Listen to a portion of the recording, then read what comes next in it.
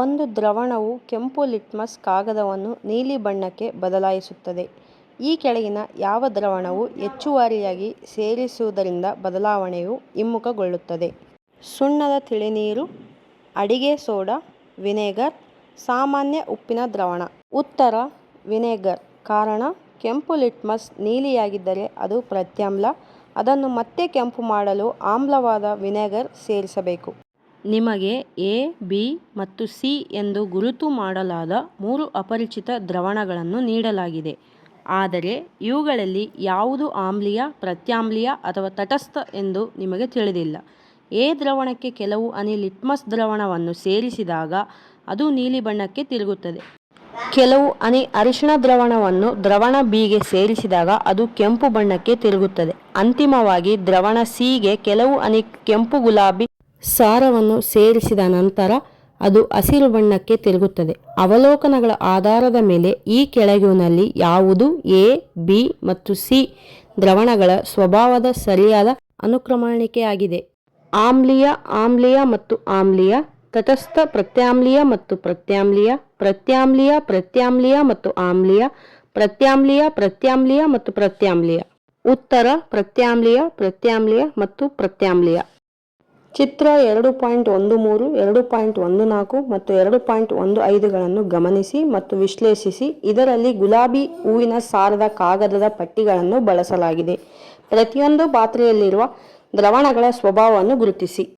ಉತ್ತರ ಗುಲಾಬಿ ಹೂವಿನ ಸಾರವು ಆಮ್ಲೀಯ ದ್ರಾವಣದಲ್ಲಿ ಕೆಂಪು ಬಣ್ಣವನ್ನು, ಪ್ರತ್ಯಾಮ್ಲೀಯ ದ್ರಾವಣದಲ್ಲಿ ಹಸಿರು ಬಣ್ಣವನ್ನು ನೀಡುತ್ತದೆ.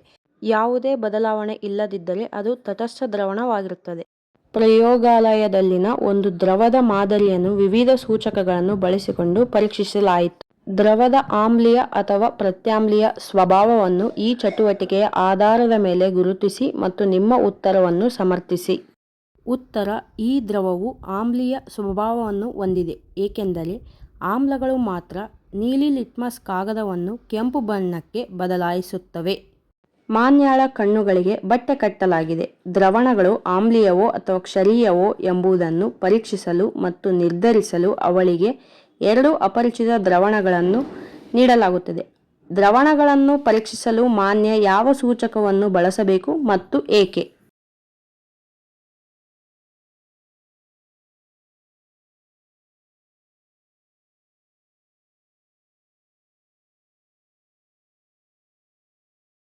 ಬಿಳಿ ಹಾಳೆಯ ಮೇಲೆ ಅಧ್ಯಾಯದ ಆರಂಭದಲ್ಲಿ ನೀಡಲಾಗಿದೆ. ಸಂದೇಶವನ್ನು ಬರೆಯಲು ಬಳಸಬಹುದಾದ ವಿವಿಧ ವಸ್ತುಗಳನ್ನು ಮತ್ತು ಸಿಂಪಡಿಸುವ ಸೀಸೆಯಲ್ಲಿ ಏನಿರಬಹುದು ಎಂಬುದನ್ನು ನೀವು ಸೂಚಿಸಬಹುದೇ? ವಿವಿಧ ಸಂಭಾವ್ಯ ಸಂಯೋಜನೆಗಳನ್ನು ಮತ್ತು ಬರವಣಿಗೆಯ ಬಣ್ಣವನ್ನು ಪಟ್ಟಿ ಮಾಡಿ. ಉತ್ತರ ಬಿಳಿ ಹಾಳೆಯ ಮೇಲೆ ಸಂದೇಶ ಬರೆಯಲು ಅರಿಶಿಣದ ಕಣಕವನ್ನು ಬಳಸಬಹುದು. ಸಿಂಪಡಿಸುವ ಸೀಸೆಯಲ್ಲಿ ಸಾಬೂನಿನ ದ್ರಾವಣವು ಪ್ರತ್ಯಾಮ್ಲ ಇರಬಹುದು. ಸಾಬೂನು ನೀರನ್ನು ಸಿಂಪಡಿಸಿದಾಗ ಅರಿಶಿಣ ಬಣ್ಣದ ಕೆಂಪಾಗಿ ಅಕ್ಷರಗಳು ಎದ್ದು ಕಾಣಿಸುತ್ತವೆ. ದ್ರಾಕ್ಷಿ ರಸವನ್ನು ಕೆಂಪು ಗುಲಾಬಿ ಸಾರದೊಂದಿಗೆ ಬೆರೆಸಲಾಗಿದೆ. ಈ ಮಿಶ್ರಣವು ಕೆಂಪು ಬಣ್ಣದ ಛಾಯೆಯನ್ನು ಪಡೆಯಿತು. ಈ ಮಿಶ್ರಣಕ್ಕೆ ಅಡುಗೆ ಸೋಡಾವನ್ನು ಸೇರಿಸಿದರೆ ಏನಾಗುತ್ತದೆ? ನಿಮ್ಮ ಉತ್ತರವನ್ನು ಸಮರ್ಥಿಸಿ. ಉತ್ತರ ದ್ರಾಕ್ಷಿ ರಸವು ಆಮ್ಲೀಯ ಸ್ವಭಾವ ಹೊಂದಿರುತ್ತದೆ. ಇದನ್ನು ನೀಲಿ ಲಿಟ್ಮಸ್ ಕಾಗದದಿಂದ ಪರೀಕ್ಷಿಸಬಹುದು. ನೀಲಿ ಲಿಟ್ಮಸ್ ಕೆಂಪು ಬಣ್ಣಕ್ಕೆ ಬದಲಾಗುತ್ತದೆ. ಮುಂದಿನ ಪ್ರಶ್ನೆ. ಕೀರ್ತಿ ತನ್ನ ಹುಟ್ಟುಹಬ್ಬದಂದು ಕಿತ್ತಳೆ ರಸವನ್ನು ಬಳಸಿ ತನ್ನ ಅಜ್ಜಿಗೆ ರಹಸ್ಯ ಸಂದೇಶವನ್ನು ಬರೆದಿದ್ದಾಳೆ. ಸಂದೇಶವನ್ನು ಬಹಿರಂಗಪಡಿಸಲು ನೀವು ಅವಳ ಅಜ್ಜಿಗೆ ಸಹಾಯ ಮಾಡಬಹುದೇ? ಅದನ್ನು ಗೋಚರಿಸುವಂತೆ ಮಾಡಲು ನೀವು ಯಾವ ಸೂಚಕವನ್ನು ಬಳಸುತ್ತೀರಿ?